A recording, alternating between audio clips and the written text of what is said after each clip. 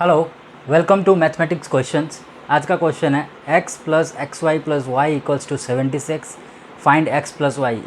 ये आपको एक इक्वेशन दी हुई है और आपको x प्लस वाई फाइंड करना है।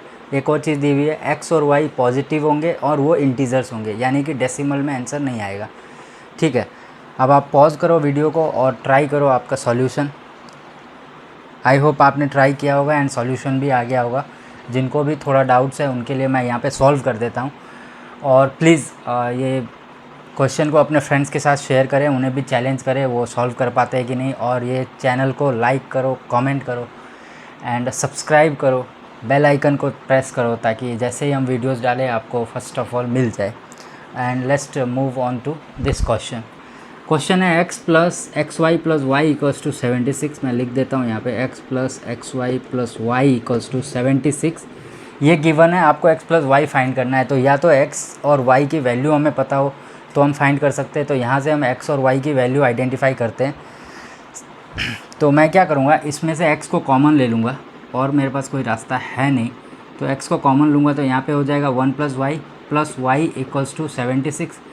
एक और चीज़ मैं इसमें क्या कर सकता हूँ कि y प्लस 1 को कॉमन लूँ यहाँ से, तो क्या बचेगा। तो यहाँ पे y प्लस 1 तो है नहीं, तो इसको y प्लस 1 बनाऊँगा पहले मैं।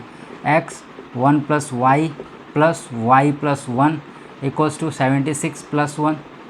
क्यों मैंने यहाँ पे प्लस 1 किया, क्योंकि यहाँ पे मैंने प्लस 1 किया।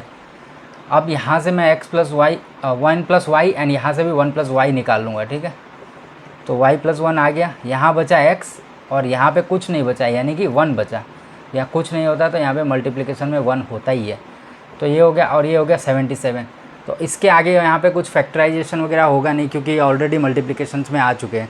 तो अब क्या करेंगे, हम 77 को फैक्टर लगाएंगे। 77 का फैक्टर एक तो हो गया 1 और 77 और दूसरा हो जाएगा 7 और 11। और कोई फैक्टर्स बन नहीं रहे। तो 77 को मैं क्या मान सकता हूँ, दो नंबर में, या तो 1 इंटू 77 या फिर 7 इंटू 11। ये दो में से एक को ले सकता हूँ। तो मैं देखता हूँ यहाँ पे मेरा ये कौन सा वाला सेटिस्फाई करता है या दोनों ही सेटिस्फाई करते हैं, देख लेते हैं।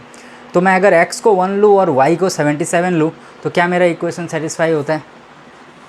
तो अगर x और 1 नहीं है, ये क्या किसकी वैल्यू हम सोचेंगे, ये y प्लस 1 और x प्लस 1 की वैल्यू है। यानी कि 1 अगर मैं यहाँ पे 1 लिखूँ इंटू 77 लिखूँ तो 77 आता है। ठीक है, एक इक्वेशन तो सेटिस्फाई हो गई। लेकिन इसमें से इसको छोड़ो, इसको अगर देखोगे आप तो y प्लस 1 कितना होना चाहिए, 1। y प्लस 1 1 होना चाहिए, यानी कि y की वैल्यू क्या होनी चाहिए, 0।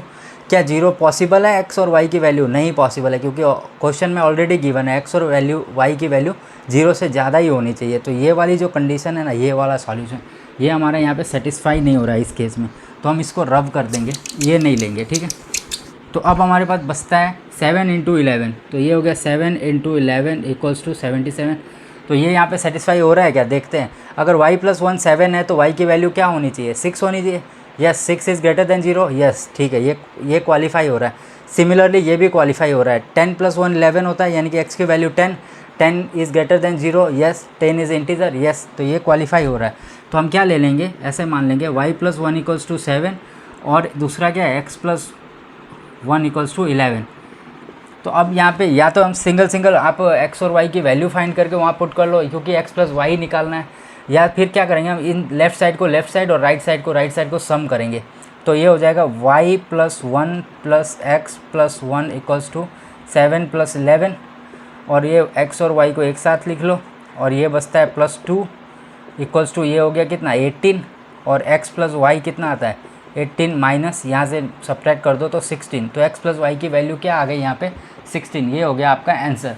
अभी क्वेश्चन को बिना देखे वापस से ट्राई करो और आई होप आपको अब समझ में आ जाएगा। कुछ भी डाउट हो तो कमेंट कर देना और ऐसे ही कोई और क्वेश्चन सॉल्व कराने हो तो हमें लिख के भेज देना। Thank you so much.